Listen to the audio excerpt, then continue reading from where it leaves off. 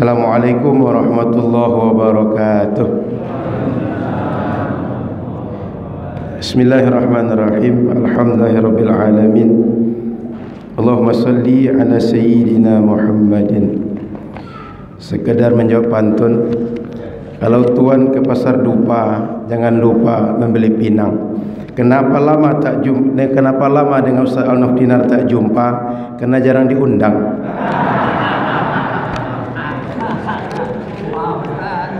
Kan tak mungkin Ustaz datang sendiri sini kan? Jadi itu.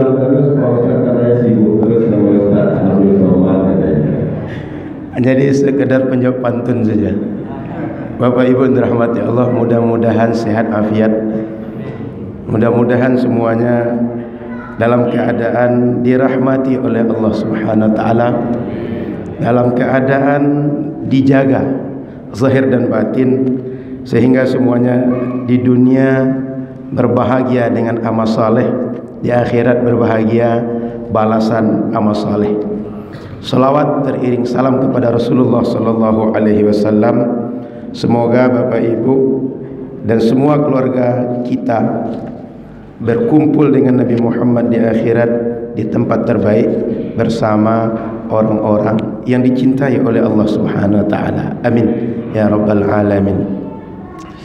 Yang saya hormati pengurus masjid, tokoh masyarakat, alim ulama, serta semua Bapak Ibu yang hadir di pagi hari ini.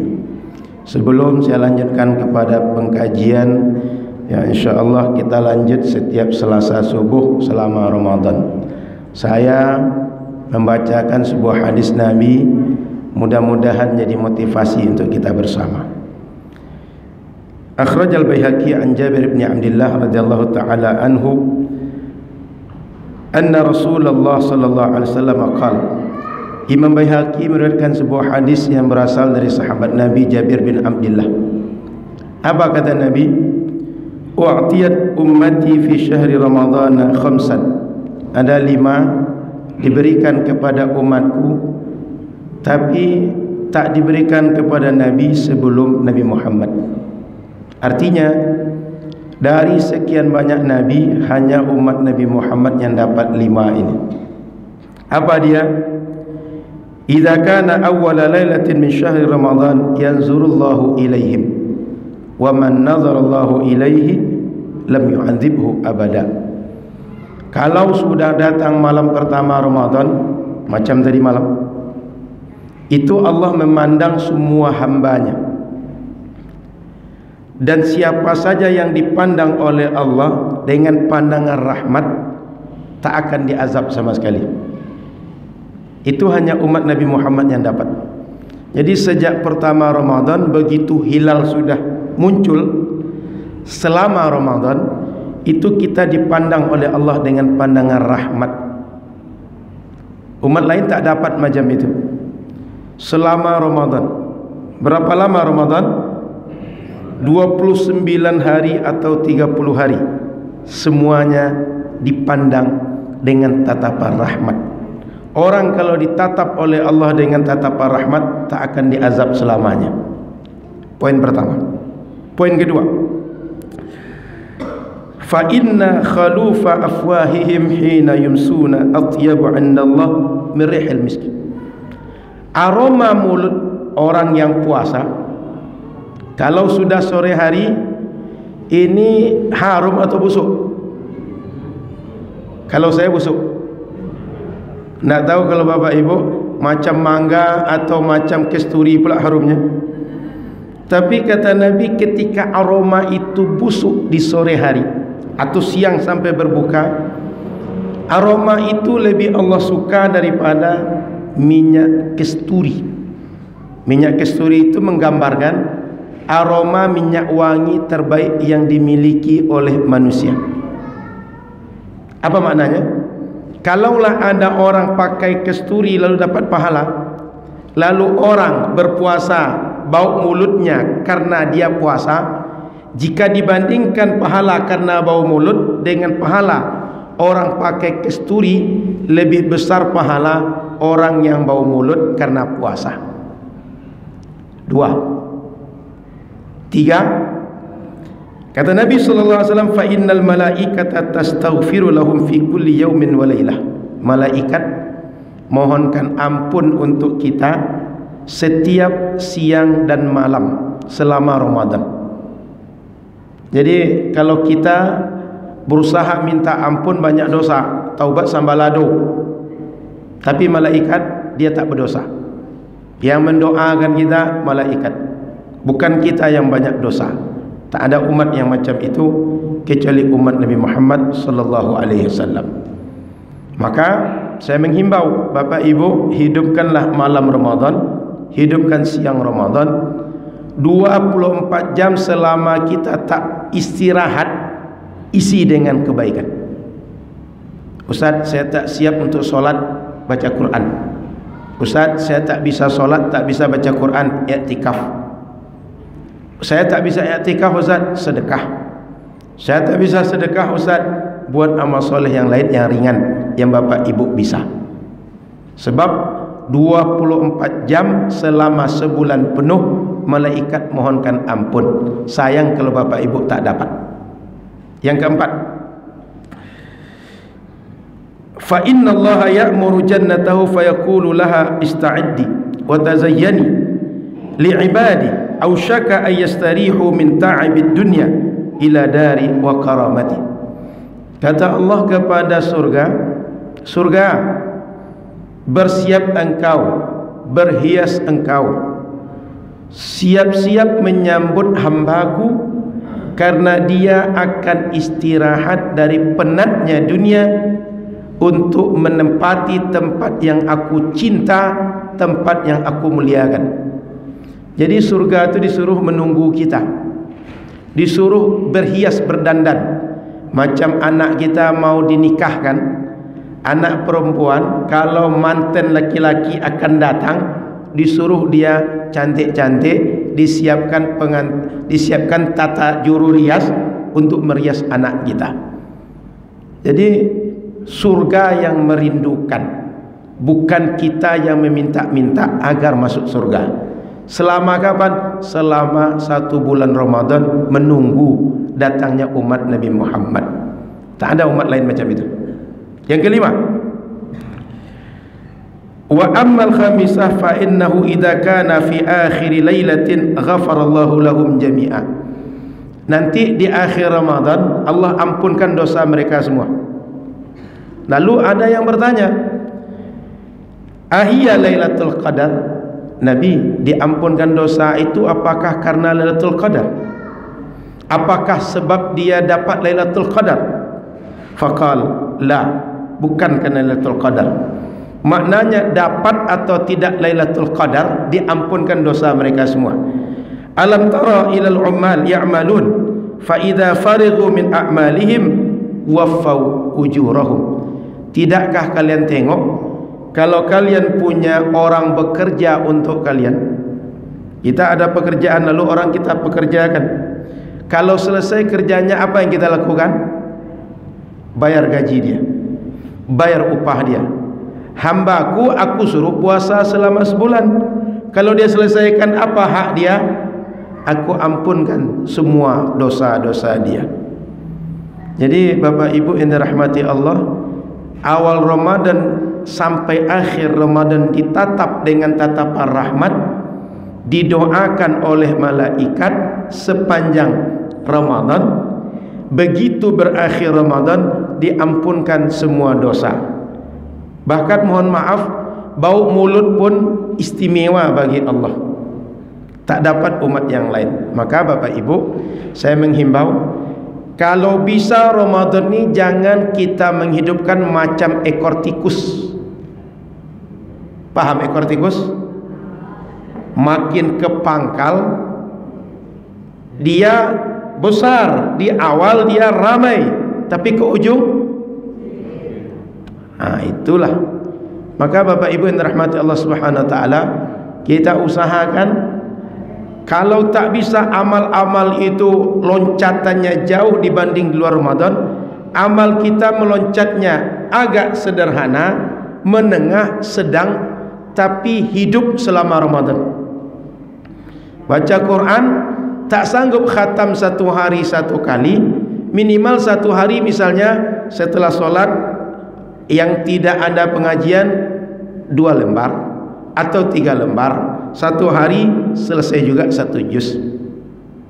Sholat tak dapat sholat sepanjang malam, minimal malam hari dapat 2 rakaat atau 11 rakaat sholat malam atau 20 rakaat sholat tarawih.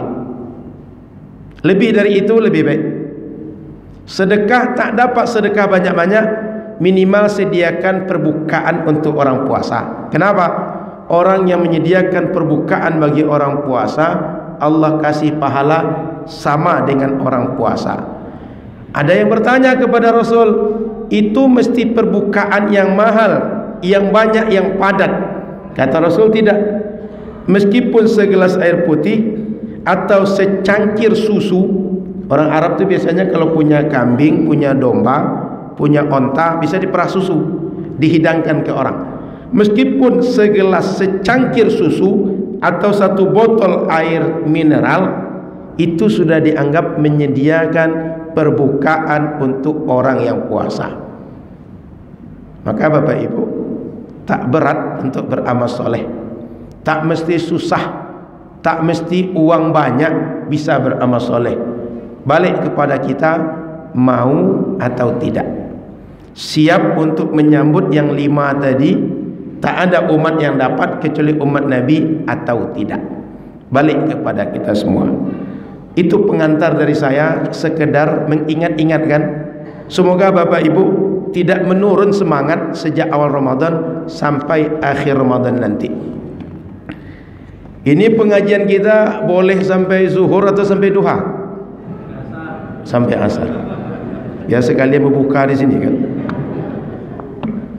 Sebab katanya jarang berjumpa. Sekali berjumpa mesti dilepas jumpa itu dengan apa yang bisa kita buat yang banyak-banyak. Bapak Ibu yang dirahmati Allah, saya diminta mengaji ini agar setiap Selasa selama Ramadan saya fokus mengkaji tentang akidah Islamiyah. Poin pertama, yang dimaksud dengan akidah, keyakinan. Keyakinan apa? Keyakinan seorang muslim yang diwajibkan dalam Islam. Mana dia? Yakin kepada Allah, yakin kepada malaikat, yakin kepada kitab, yakin kepada Nabi dan Rasul, yakin kepada hari akhir, yakin dengan qada dan qadar baik dan buruk datang dari Allah. 6 rukun iman kita menyebutnya. Akan saya bahas ini dalam 4 pertemuan ini insya-Allah. Lalu Bapak Ibu yang dirahmati Allah Subhanahu wa taala, agama kita ini sumbernya Quran dan Sunnah. Sepakat? Quran dan Sunnah sumbernya. Tetapi Al-Quran dan Sunnah ini tak semua orang bisa paham. Kenapa? Dia tak punya ilmu yang memadai memahami Quran dan Sunnah. Sehingga manusia dalam memahami, dalam mengamalkan Quran dan Sunnah terbagi 2. Satu, punya ilmunya sehingga langsung mengamalkan Quran dan Sunnah. 2, tak ada ilmunya, maka dia mengikut orang yang paham Al-Quran dan Sunnah. Tak ada yang ketiga. 1, kalau paham ilmunya beramal dengan Quran dan Sunnah. 2, kalau tidak paham ilmunya tak bisa mengamalkan langsung, mengikut orang yang paham Quran dan Sunnah. Jadi mengamalkan Quran Sunnah itu satu di antara 2. Amalkan langsung karena ada ilmu. Kalau tak bisa, ikut orang yang ada ilmunya. Kalau 2 ini tak dilakukan, maka akan beramal dengan Quran dan Sunnah berdasarkan nafsu, bukan ilmu. Jelas ini? Karena hari ini banyak orang mengatakan kita mesti beramal berdasarkan Quran dan Sunnah, mesti kembali pada Quran dan Sunnah. Bapak Ibu perlu paham, kembali pada Quran dan Sunnah itu satu di antara 2 tadi. Mengerti Quran dan Sunnah, amalkan langsung. Jika tidak, ikut kepada yang mengerti. Sudah itu, ketika kita mengamalkan Quran dan Sunnah, perlu dipahami pesan hukum yang dikehendaki oleh Quran dan Sunnah. Cara menyampaikan kepada kita ada dua, nas atau ijtihad. Bahasa kampung kita, tersurat atau tersirat. Maka dalil itu ada yang jelas secara redaksional, ada yang tidak. Oleh karena itu, dalam masalah agama, jika dia tak dapat dalil tersurat, mungkin dia tersirat yang hanya bisa dikaji oleh orang yang mengerti, seperti poin yang saya sampaikan tadi. Maka Bapak Ibu, sejak dahulu orang Melayu dalam beragama, dia bertanya kepada para tuan guru. Betul? Kapan kita puasa, tuan guru? Bagaimana cara kami puasa? Apa yang kami buat kalau menyambut puasa? Apa yang kami lakukan kalau kami puasa? Apa tandanya puasa kami batal? Bertanya kepada tuan guru, bertanya kepada buya, bertanya kepada orang Siak. Tahu orang Siak? Kalau di kampung kami, asal orang agama, orang Siak. Pokoknya orang yang belajar agama, orang yang dianggap mengerti agama, orang Siak.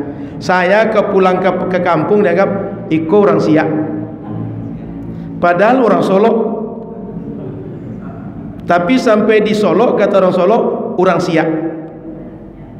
Jadi sudah membudaya sejak dahulu, asal orang alim di bidang agama, orang Siak. Imam, muazin, khatib di kampung kami, orang Siak. Sudah begitu dikenalnya di kampung. Maka Bapak Ibu, sejak dahulu orang Melayu beragama bertanya kepada orang alim. Betul? Apa saja mereka buat? Menikah anak mereka, bertanya pada orang alim. Akikah anak mereka, tanya pada orang alim. Mau berdagang mereka, mana yang boleh, mana yang tidak, bertanya kepada orang alim. Pertanyaan saya, ketika mereka mengikut orang alim, mereka beramal dalam hidup ini, mengamalkan agama, ikut Quran Sunnah atau tidak? Nampaknya kalau puasa ini berat menjawab pertanyaan, berat untuk berpikir. Saya ulang, kalau orang Melayu dalam mengamalkan agama bertanya kepada para tuan guru, mereka beragama mengikut Quran dan Sunnah atau tidak? Ikut. Selesai masalah. Dan bahkan paling simpel bagi masyarakat, kalau Bapak Ibu ingin beramal dengan agama, tidak usah mengaji Quran dan Sunnah langsung karena ilmunya berat. Tapi cari orang alim, hadir pengajian, tanya waktu pengajian. Kalau sempat jawaban dia dapat oleh Bapak Ibu, lalu beramal dengan itu, jika salah di akhirat ditanya Allah, kamu sholat zuhur kok 5 rakaat? Jawabannya gampang. Waktu itu Ustadz Al-Naf jelaskan zuhur 5 rakaat. Dia yang salah, ya Allah. Gampang kan? Gampang atau tidak? Kalau ditanya orang, kamu waktu itu kenapa sholat kamu tahiyatul masjid bukan pertama masuk, sudah bicara 1 jam baru ingat tahiyatul masjid? Karena kata Ustadz Al-Naf, asal di masjid boleh tahiyatul masjid. Kalau itu salah, ya Allah, Ustadz Al-Naf yang salah, tanya ke dia, ya Allah. Senang atau tidak? Senang orang awam. Yang repot tuh Ustadz. Kenapa? Banyak tanggung jawab dia. Maka masyarakat kalau mengaji, tak usah tanya Ustadz apa dalilnya Ustadz. Kenapa? Dijelaskan Ustadz, takutnya memori tak kuat. Sebab mengkaji dalil itu tak simpel. Ada perlu contoh? Saya contohkan. Kan sekarang banyak orang bilang keyakinan sesat yang berkembang di Pekanbaru bahwa Allah pasti di atas langit, pasti di atas aras. Pernah dengar? Saya uji Bapak Ibu. Alam ini yang menciptakan siapa? Sepakat? Kalau Allah menciptakan alam, jika langit dan aras tak diciptakan, ada langit dengan aras? Tak ada ya? Tapi Allah ada atau tidak? Berarti tak ada langit, tak ada aras, Allah sudah ada. Di mana saat itu? Tidak di atas langit, tak di atas aras. Pertanyaannya, kok sekarang di atas langit, di atas aras? Paham?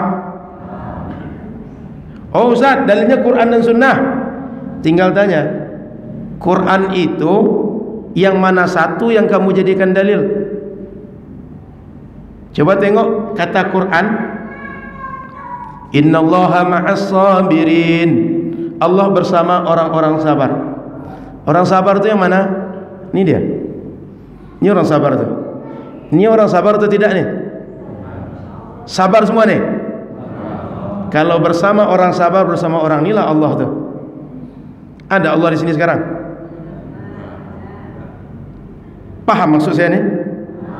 Kan kalau bersama orang sabar berarti ini bersama orang sabar ini kan? Ada lagi ayat. Kata Nabi waktu di Gua Thur dalam perjalanan hijrah dengan Abu Bakar, la tahzan innallaha ma'ana. Abu Bakar, jangan engkau risau, jangan engkau takut, cemas, Allah bersama dengan kita. Di Masjid Baitus Salam atau di Gua Thur waktu itu Nabi bicara? Berarti di Gua Thur Allah waktu itu. Paham pertanyaan saya ini? Ada yang ketiga lagi. Nahnu aqrabu ilaihi min hablil warid. Kami dekat dengan dia daripada urat nadi dia, urat leher dia. Urat leher itu di atas langit atau di atas aras? Paham pertanyaan saya? Niha. Niha. Di atas langit kah ini? Di atas aras kah ini? Jadi pertanyaannya, ayat Quran yang mana satu? Ini ayat Quran semua saya baca. Percaya Bapak Ibu ayat Quran saya baca tadi? Quran semua saya baca. Jadi kalau orang mengatakan Allah pasti di atas langit, tinggal ditanya, sejak kapan di atas langitnya? Sampai kapan? Kalau nanti kiamat, langit hancur, aras hancur, Allah pindah ke mana? Ada kontrakan baru? Paham maksud saya ini? Pindah ke mana nanti? Lalu kalau di atas langit, di atas aras, kenapa langit? Kok tidak pilih jadi di atas matahari sekalian? Macam orang Pekanbaru, banyak yang bisa ke atas matahari. Iya kan? Ada yang di Sukaramai, ada yang di Jalan Pepaya. Kenapa tak di atas matahari sekalian? Kenapa di langit? Ketiga, kira-kira kalau di atas langit itu selamanya atau kadang di atas langit, kadang di bawah? Kan katanya sepertiga malam terakhir turun dari langit. Ketika turun di atas langit atau di bawah langit? Paham pertanyaan saya ini? Ini hadis sahih dasarnya. Kalau di atas langit, benda kalau dia di atas sesuatu, jawab kemungkinannya tiga. Kecil dari yang di bawahnya, sama besar, atau lebih besar. Kira-kira Allah itu di atas langit sama besar dengan langit, atau kecil dari langit, atau lebih besar? Sama besar, Bu. Berarti macam kita menengok raksasa besar lah Allah tuh. Paham nalar nih? Saya tidak sedang menafikan ayat Quran dan hadis. Saya sedang menguji pernyataan Allah pasti di atas langit, pasti di atas aras. Jika semua pertanyaan itu tak berujung, tak bisa dijawab dengan final, berarti pernyataan itu bermasalah. Mengerti? Sesat pernyataan itu. Kenapa? Ayat Quran yang membantah, fakta yang membantah. Apa faktanya? Yang menciptakan langit dan aras Allah. Belum diciptakan Allah sudah ada. Waktu itu tak di atas langit, tak di atas aras. Repot memahami ini atau tidak? Payah tidak memahami seperti ini? Belum lagi kalau dibacakan satu ayat, satu hadis dan diadu semua ayat dan hadis. Maka yang paling simpel bagi orang awam, tanya ke ustaz, ustaz kalau ada orang bertanya di mana Allah, itu jangan dijawab. Kenapa? Pertanyaannya salah, apalagi jawabannya. Kenapa? Yang bertanya di mana Allah itu satu, orang sesat. Yang kedua, kemungkinan Nabi pernah bertanya macam itu. Kenapa? Redaksi hadis pertanyaan yang sering disebut orang-orang sesat itu redaksinya banyak redaksi yang sampai kepada kita. Ada di antara redaksinya atashhadina alla ilaha illallah. Waktu itu Nabi tak bertanya di mana Allah, tapi Nabi bertanya, apakah engkau bersaksi bahwa tidak ada Tuhan selain Allah? Pertanyaan saya, Bapak Ibu, kalau ingin tahu orang itu Islam atau tidak, dengan apa Bapak Ibu uji? Dengan syahadat atau pertanyaan di mana Allah? Syahadat. Jadi redaksi hadis itu, ini kan ceritanya ada orang harus membayar kafarat. Lalu kafaratnya memerdekakan budak. Budaknya mesti muslim, mesti beriman. Lalu orang konsultasi, Nabi boleh nggak saya merdekakan yang ini? Nabi tanya, uji dia ini beriman atau tidak. Di antara redaksi hadis yang sampai kepada para ulama hadis, pertanyaan Nabi itu ada dua kemungkinan redaksi. Satu, di mana Allah? Yang kedua, apakah engkau bersaksi bahwa tak ada Tuhan selain Allah? Paham? Jadi yang bertanya di mana Allah itu satu kemungkinan Nabi, yang kedua orang sesat. Ahlu sunnah hari dulu tak pernah bertanya itu. Kenapa? Ahlu sunnah berkeyakinan Allah pasti ada. Adanya Allah sebelum semua makhluk ada. Adanya Allah tidak di mana-mana tempat. Kenapa? Allahu la ilaha illa huwal hayyul qayyum. Makna qayyum itu qiyamuhu binafsihi. Dia tak berada di atas apapun, di dalam ruang apapun, tak perlu kepada siapapun dan tak perlu kepada apapun. Quran yang menjelaskan tentang itu. Maka Bapak Ibu yang dirahmati Allah Subhanahu wa taala, keyakinan Ahlus Sunnah wal Jamaah, kalau orang ingin dibuktikan iman dia atau tidak, itu dengan syahadat. Dan yakin bahwa Allah itu pasti ada. Dia ada sebelum semua makhluk ada, dan adanya dia tak sama dengan yang lain. Adanya tidak di dalam, tak di atas sesuatu, tak perlu kepada siapapun dan apapun. Itu ahlu sunnah. Maka Bapak Ibu yang rahmati Allah Subhanahu wa taala, kita dalam mengaji agama yang paling simpel bertanya kepada tuan guru.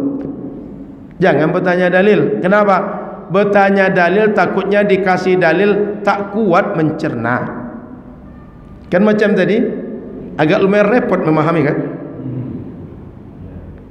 Kalaulah dibuat berapa kemungkinan itu mencerna kemungkinan 1, 2 dan 3 dan 4, mencerna yang mana satu betul di antara sekian itu bukan ringan. Maka Bapak Ibu, orang Melayu dari dulu dia percaya dengan tuan gurunya. Maka kalau sudah disampaikan tuan guru, kami terima, kami amalkan. Dia tak curiga, sehingga tak bertanya apa dalilnya Ustaz. Orang yang bertanya apa dalil itu adalah orang yang buruk sangka, orang tak percaya, orang tak beradab. Kenapa? Dah jelas orang itu sekolahnya agama, sarjananya agama, dipertanyakan yang di bidang dia. Bapak Ibu pernah kalau konsultasi ke dokter, ini ada Wa'atan di sini. Wa'atan ini sahabat kami, tiap bulan kami yang adakan khitan bersama beliau. Dari kota Pekanbaru sampai pedalaman Riau, sampai ke Kamboja bersama beliau. Jadi pernahkah kita berobat dikasih resep oleh dokter? Kita tanya, kenapa dokter suruh saya makan obat 2 kali sehari? Kenapa tak 5 kali sehari rupanya? Kenapa obatnya generik? Kenapa antibiotik? Kenapa bukan antibiotik? Pernah kita bertanya? Untung dokter tu kalau menjawab dijelaskan. Yang takutnya kita, apa kata Wa'atan? Engkau mau sehat makanlah, tak sehat tak usah kau makan. Baliklah kau pulang, kata dia. Jangan datang lagi ke sini. Jadi di kita, termasuk kalau mobil rusak datang ke bengkel, dibukalah mesin, dibuka ni segala macam, takut kita bertanya. Dia buka, dia perbaiki, percaya kita. Tapi masalah agama, tak percaya kita dengan orang yang dia amanah dalam beragama. Kalaulah ulama tak dipercaya, kira-kira siapa yang akan dipercaya di umat ni lagi? Maka ada yang belakangan yang lagi viral di Pekanbaru, ustaz-ustaz tak beradab. Siapa yang tak beradab tu? Ustaz Abdul Somad. Abdul Somad profesornya secara akademis profesor doktor. Secara adat Melayu Datuk Seri Ulama Setia Negara. Secara tarikat Khalifah Irsyad. Apa yang kurang? Adat, akademisi, tarikat. Tapi orang macam tu dianggap tak beradab. Kira-kira orang macam mana di Melayu ni beradab lagi? Paham maksud saya? Jika orang seperti itu tak beradab, kira-kira siapalah yang akan beradab di Melayu ni lagi? Paham pertanyaan saya ni? Jadi ada orang tak paham masalah, dia mengamuk ke pemerintah yang dibalaskan sakit hatinya kepada ustaz-ustaznya. Ada pula orang belajar kepada guru, lalu tak suka dengan guru, dihantamnya guru dia. Di Pekanbaru lah adanya jamaah pengajian macam itu. Maka Bapak Ibu yang dirahmati Allah, kalau kita belajar hormat beradabnya belum tentu dapat, apalagi kurang ajar. Sama macam dokter tadi, kalau ingin sembuh engkau makanlah obat, kalau tidak pulanglah ke rumah, katanya. Jangan datang lagi ke sini, kata dia. Rasakanlah sakit seumur hidup.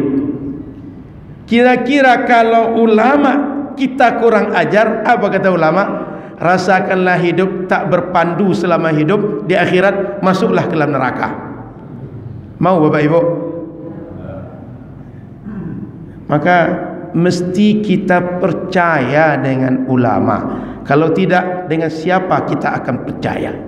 Baik, ini pengantar bahwa dalam masalah akidah, dalam masalah amaliyah, dalam masalah agama, jika kita tak paham Quran dan Sunnah, kita mengikut kepada ulama yang paham Quran dan Sunnah.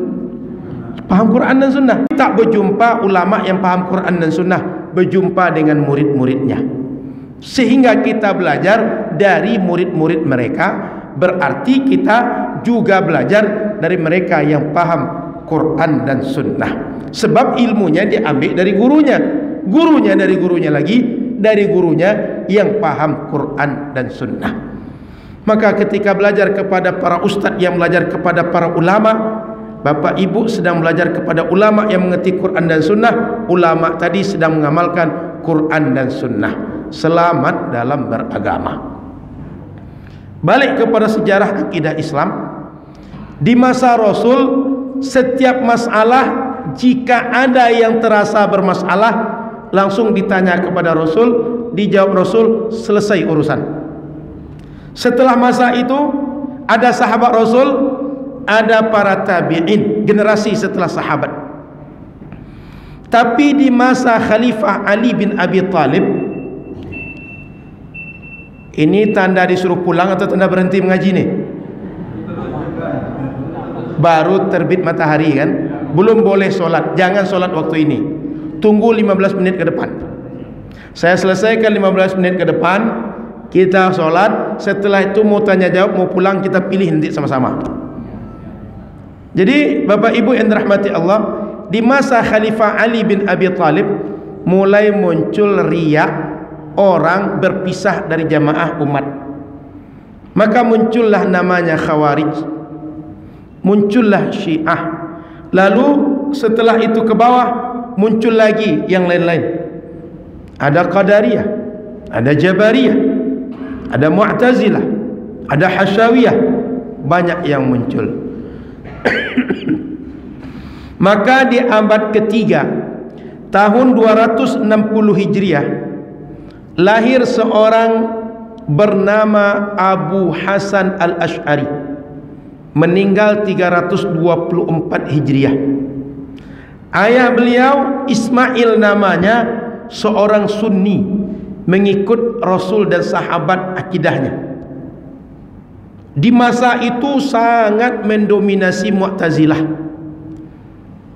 Lalu dia pesan kepada keluarga dan murid-murid dan sahabatnya, aku kalau meninggal tolong anakku ini ajarkan ajaran Sunni. Rupanya umur anak ni 7 tahun, Abu Hasan 7 tahun, ayahnya Ismail tadi meninggal. Lalu karena ayah meninggal, beliau diasuh oleh keluarga daripada ayahnya, sebagian menyebut dari kawan dia yang juga alim, sampai usia 10 tahun. Setelah usia 10 tahun, maknya menikah. Kan ayah meninggal tadi, tentu mak boleh menikah, tak ada lagi suami. Maknya menikah, rupanya menikah dengan seorang ulama yang menjadi rujukan Mu'tazilah. Mau tak mau, anak 10 tahun tadi hidup dengan mak dia dan bapak tiri, dapat pahaman Mu'tazilah karena anak kecil. Sehingga dia besar sampai usia dia dewasa dengan pemahaman Mu'tazilah. Umur 40 mulai dia curiga, sepertinya Mu'tazilah ni ajarnya tak benar, ada masalah. Di antara contoh masalah, ada orang nanti di akhirat tak masuk surga, tak masuk neraka.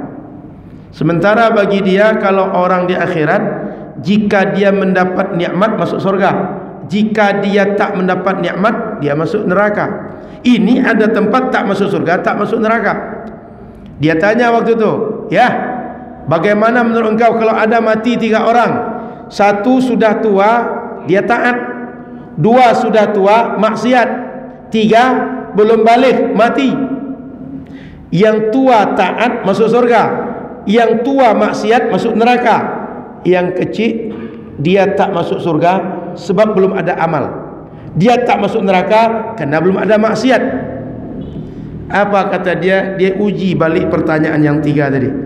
Bagaimana kalau misalnya orang yang tua tadi masuk neraka, dia bertanya kepada Allah, ya Allah, kenapa hendak engkau matikan aku waktu kecil sehingga aku tak masuk neraka? Kalau itu dijawab, yang kecil akan balik bertanya, ya Allah, kenapa tak biarkan aku tua, aku taat, aku masuk surga? Faham? Ini ketiganya akan bertanya nanti ini. Oh, mulai nalar dia, berantuk-rantuk dia dengan dia. Kalau sudah berantuk-rantuk akidah tu, ini tanda akidah tak benar. Maka contoh tadi, kalau ayat Quran dengan ayat Quran beradu, berarti kesimpulan ayat Quran tidak benar. Contoh, keyakinan Allah di atas langit beradu ayat Quran dengan ayat Quran, berarti kesimpulan itu salah. Lalu diamati lagi yang lain. Di akhirat nanti kita tak bisa menengok Allah, sementara ayat Quran mengatakan wujuhu yawma idin nadhirah ila rabbiha nazirah. Quran menyebut kita bisa melihat Allah. Dalam kaidah hukum akal, setiap yang wujud, setiap yang ada bisa dilihat. Semua makhluk di bumi ini Bapak Ibu, kalaulah kita ingin lihat, bisa lihat semuanya. Sekecil apapun amuba kata orang, bisa dilihat. Maka kaedahnya setiap yang wujud bisa dilihat. Allah ini kita yakin dia wujud, pasti bisa dilihat. Tapi kok keyakinan Mu'tazilah mengatakan kita tak bisa lihat Allah di akhirat. Dia ragu, dia bimbang. Maka dia mulai memikirkan ini benar atau tidak, saya ikut atau tidak. Maka dia renung-renungkan terus sampai akhirnya dalam 1 bulan Ramadan macam kita sekarang ini, 3 kali dia mimpi Rasulullah dalam 1 Ramadan. Sampai puncaknya malam 27, kebiasaan orang di daerah dia itu orang menghidupkan malam semalam suntuk dengan ibadah, dengan amal. Keluar orang sekampung semuanya di masjid, ramai masjid dengan Quran. dengan solat, dengan zikir. Dia tak pernah tinggal. Tapi di usia 40 itu, begitu malam mulai datang, mengantuk minta ampun, tak terlawan oleh dia. Mimpi Rasul 3 kali dalam semalam tu. Tidur tu mimpi Rasul. Apa di antara kesimpulan mimpi itu? Rasul tegur, tolong agamaku, tolong sunnah yang datang dariku. Makin heranlah kawan, kok bisa selama ini mengaku berjuang agama, tapi Rasul bilang tolong sunnahku. Berarti selama ini sunnah belum tertolong. Berarti ajaran yang benar belum tertolong. Ajaran yang tak benar yang tertolong selama ini. Sampai akhirnya dia menyerah kepada Rasul. Rasul, bagaimana mungkin ajaran sudah mendarah daging dalam diriku? Selama ini aku sudah mengamalkan, aku menjelaskan kepada orang, tiba-tiba aku berubah, tiba-tiba aku tinggalkan. Kata Rasul, tidak apa-apa, jalan aja dulu, nanti akan ada pertolongan Allah. Sama macam Rasul, tak ada seorang pun beriman dengan Rasul, tiba-tiba datang wahyu mengumumkan diri, saya Nabi dan Rasul. Akhirnya ditolong oleh Allah. Nanti engkau macam itu juga. Akhirnya beliau setelah itu dia meninggalkan Basrah selama 2 pekan, 15 hari. Dia renung-renungkan keyakinan dia. Setelah dia renungkan, dia tulis dalam bentuk buku-buku kecil. Anggap macam buku kecil ini. Dia tulis yang benar yang salah keyakinan dia. Hari Jumat dia naik ke atas mimbar, lalu dia umumkan, kalian kenal aku semua, keyakinan aku ini itu segala macam. Sekarang kalian saksikan aku tinggalkan keyakinan itu. Lalu dia serahkan bukunya, dan ketika dia bilang meninggalkan keyakinan, ditanggalkan jubahnya. Aku tinggalkan keyakinanku seperti aku melempar jubahku ini. Dikasih bukunya menunjukkan ini akidah dia yang baru. Maka sejak saat itu dia kembali kepada akidah sesuai Rasulullah dan sahabat, sehingga ulama menyebut setelah itu inilah ajaran akidah sesuai Rasulullah dan sahabat. Maka muncul istilah akidah Ahlus Sunnah wal Jamaah. Sebelum itu tak ada istilah. Karena muncul orang yang membenarkan akidah-akidah sesat, kembali kepada pangkal, kembali kepada ruasnya, kembali kepada ajaran yang benar, disebutlah ini akidah Ahlus Sunnah wal Jamaah. Apa Ahlus Sunnah wal Jamaah? Akidah sesuai dengan Rasulullah dan sesuai dengan sahabat Rasulullah. Dan orang yang tidak sesuai dengan akidahnya, itu semua akidah ahli bid'ah. Paham sampai di sini Bapak Ibu? Maka sejak saat itu disebutlah beliau Imam Ahlus Sunnah wal Jamaah. Sampai sekarang, sampai kiamat, itulah Imam Ahlus Sunnah wal Jamaah. Perlu dipahami, beliau tak membuat keyakinan baru, beliau tak membuat mazhab yang baru. Yang beliau lakukan adalah mengkaji Quran dan Sunnah, mengkaji semua ajaran agama dengan dalil nakli dan dalil akli, lalu dihimpun, dikumpulkan, lalu diajarkan metodenya, diajarkan bagaimana memahaminya.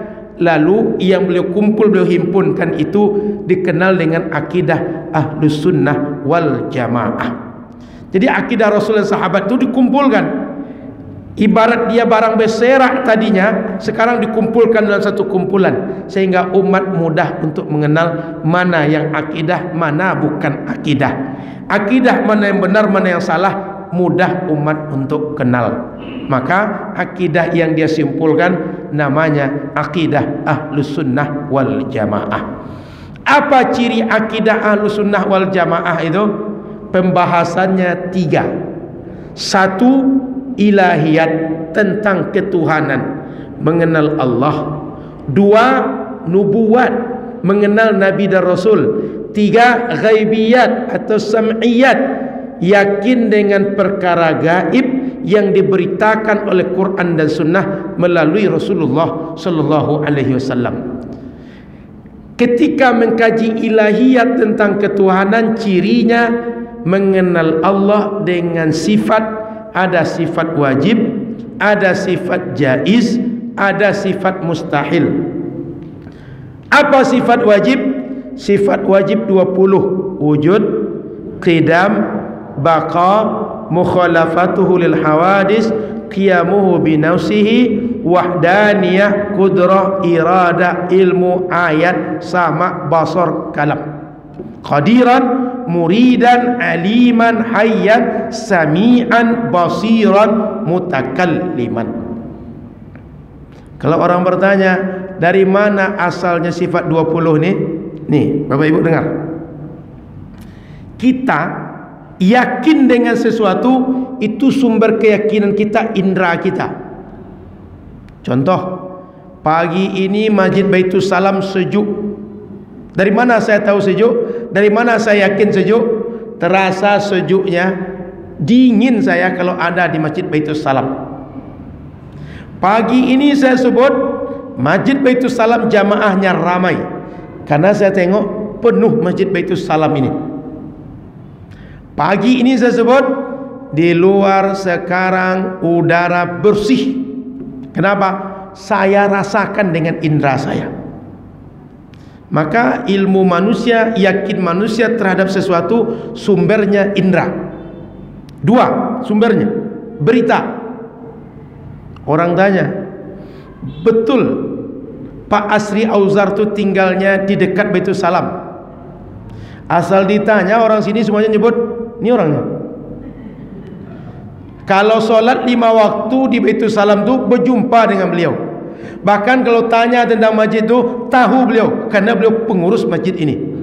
Tidak tahu sekarang atau tidak? Masih Pak?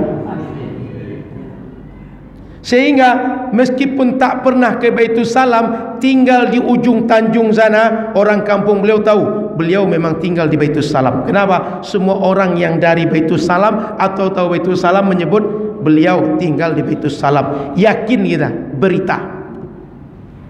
3, tidak dengan indera, tak dengan berita, nalar. Orang bertanya, Ustadz ni tadi dari rumah dia datang atau dari rumah orang lain? Kan mana tahu rumah bini yang lain dia datang katanya.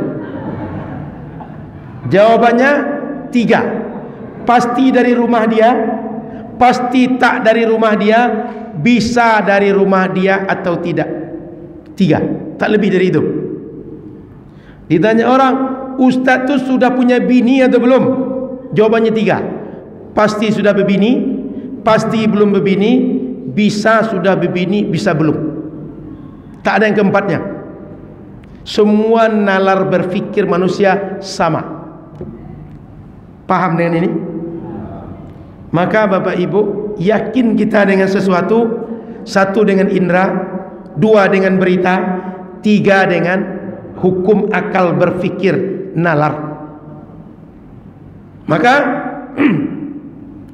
dalam akidah mengenal Allah, tak mungkin dengan indera. Kenapa? Tak bisa, tak kuat kita melihat Allah langsung, sehingga kita tahu Allah begini begitu. Tinggal 2, 1 berita, 2 akal.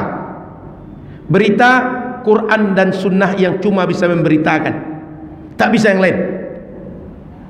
Lalu belajar akidah tinggal 2, pakai dalil akli dan nakli, dengan Quran dan Sunnah atau hukum akal.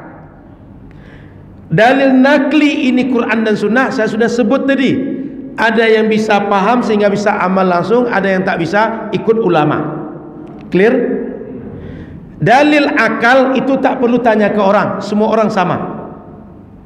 Maka ketika belajar mengenal Allah, sifat Allah itu ada 3. Ada sifat yang pasti ada sifat yang pasti tidak ada pada Allah, ada sifat yang bisa ada, bisa tidak. Dalam istilah akidah, pasti ada sifat wajib, pasti tidak ada mustahil, bisa ada, bisa tidak jaiz. Disitulah sebabnya ada sifat wajib, ada sifat mustahil, ada sifat jaiz. 20 yang wajib, 20 yang mustahil, 1 yang jaiz. 20 yang saya baca tadi, wujud kidam baqo. Maka sifat wajib bagi Allah 20, 20 mustahil, 1 jaiz. Kalau dijumlahkan 41. Lalu dengan Nabi bagaimana? Nabi juga macam itu. Sifat wajibnya 4, sifat mustahilnya 4, jaiz ada 1. Mana yang 4? Siddiq, fatanah, amanah, tabligh. 4 mustahil kebalikan dari 4 tadi. Sehingga 4 wajib, 4 yang mustahil tambah 1 yang jaiz, 9. 9 tambah 41, 50. Inilah akidah khamsin. Inilah akidah 50, keyakinan 50. Bukan 50 yang di Tanjung Ru. Itu beda lagi tuh. Nah, kalau mencari dapil bisalah 50 tuh. Tapi 50 sifat Allah, sifat Rasul. Menyambung Bapak Ibu. Di situ awalnya, di situ nalarnya. Kenapa ada sifat wajib? Kenapa ada sifat mustahil? Kenapa ada sifat jaiz? Kalau orang bertanya, Ustaz, kenapa 20 tak lebih dari 20? Jawabannya, 20 je dapat dihafal, apalagi 99. Yang lain 20 saja sudah cukup mengenal Allah, bisa membedakan Allah dengan makhluk. 20 sudah bisa menjawab keyakinan sesat bahwa itu bukan akidah yang benar. Jadi kalau ingin tahu akidah Ahlus Sunnah itu, sifat 20 dalam akidah, sifat yang 4 dalam meyakini Nabi, lalu yakin dengan azab kubur, yakin dengan dihisab, yakin dengan surga dan neraka, yakin bisa melihat Allah di akhirat, yakin dengan hisab, yakin syafaat Nabi Muhammad. Ahlus Sunnah wal Jamaah kalau sudah macam itu. Itulah agaknya kaji begini. Kalau ada yang bertanya, makin lama pengajian kita. Kalau tak ada bertanya, segera kita pulang. Saya buka tanya jawab kalau ada yang bertanya. Silakan Bu. Boleh beliau dulu Pak. Boleh Bu, silakan Bu. Waalaikumsalam.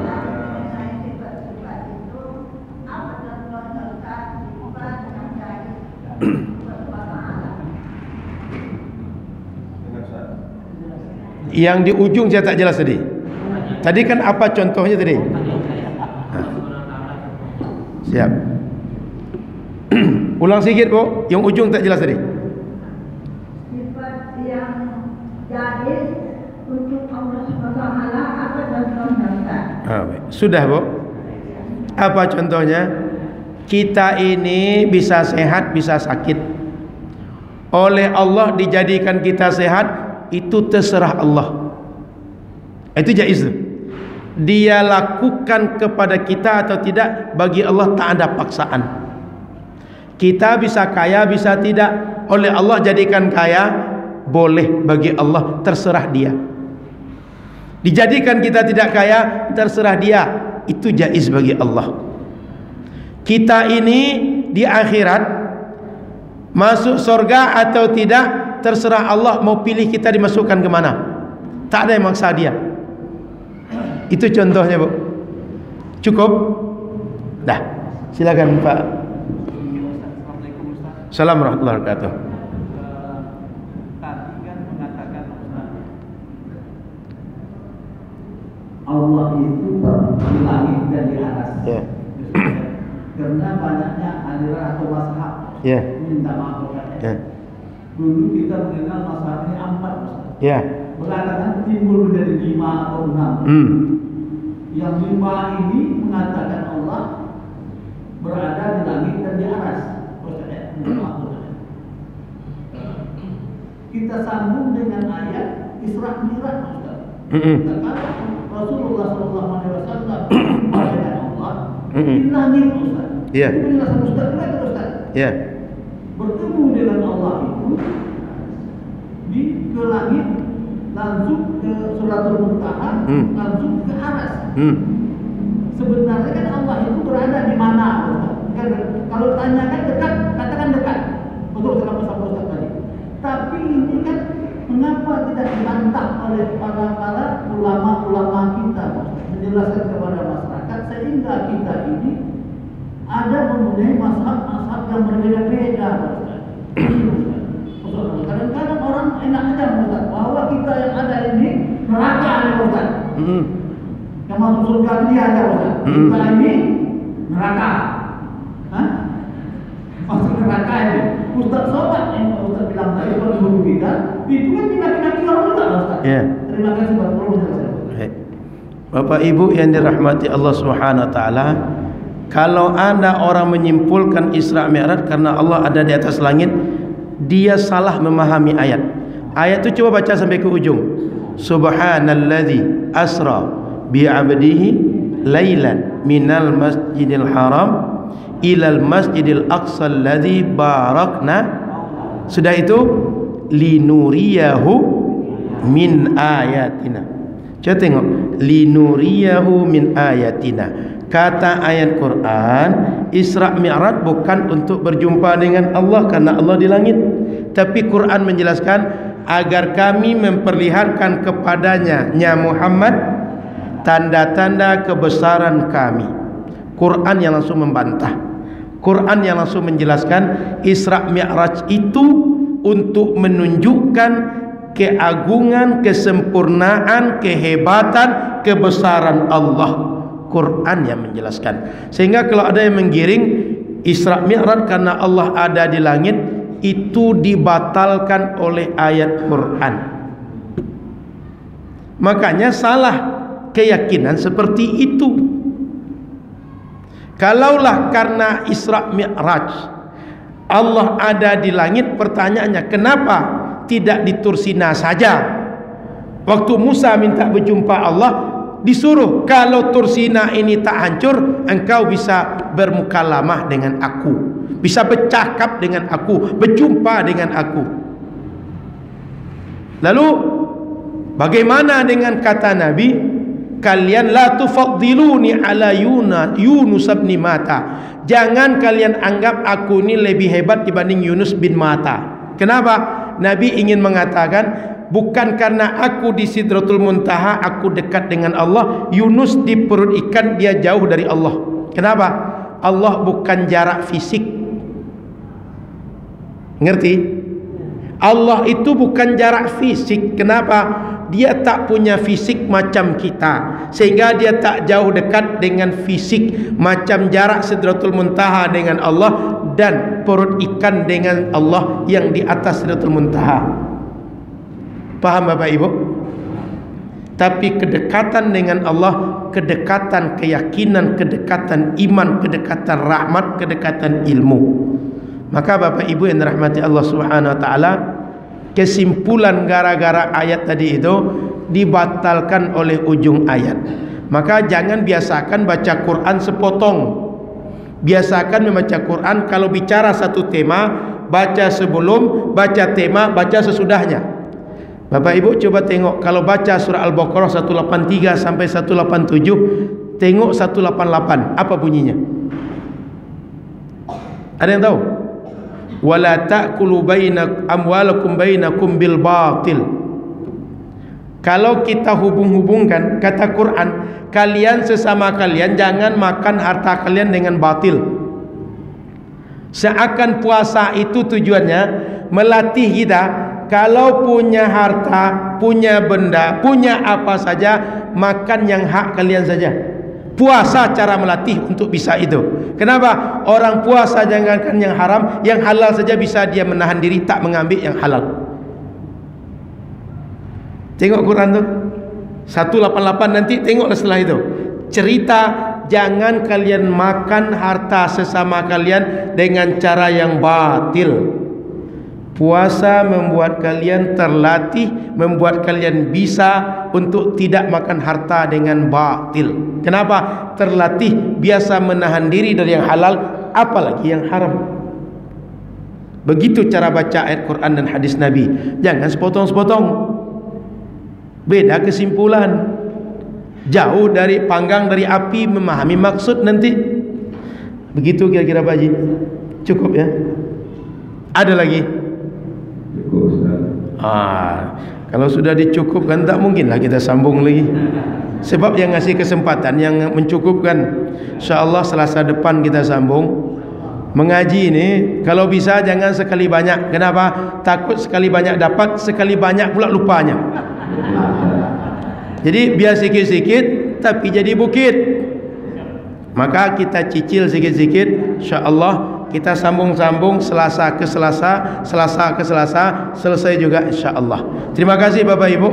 Mohon maaf salah dan kurang. Subhanakallah bihamdika asyhadu an la ilaha illa anta astaghfiruka wa atubu ilaika. Assalamualaikum warahmatullahi wabarakatuh.